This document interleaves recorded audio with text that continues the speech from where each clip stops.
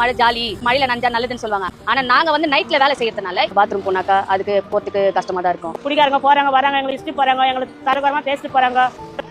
ஒரு முறை வந்து கைத்துல செயின் வந்து அத்துன்னு போறாங்க. அப்படி வந்து செயின் அங்க வந்தாங்க. அப்படியே விழுந்தேன், கால் மடிக்குன்னு விழுந்தேன்.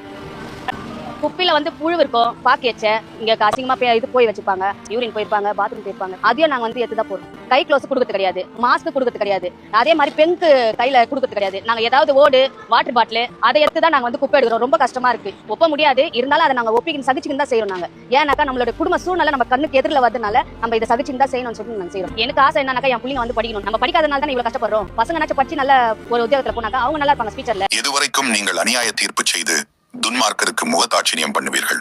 ஏழைக்கும் திக்கற்ற பிள்ளைக்கும் நியாயம் செய்து சிறுமைப்பட்டவனுக்கும் திக்கற்றவனுக்கும் நீதி செய்யுங்கள்.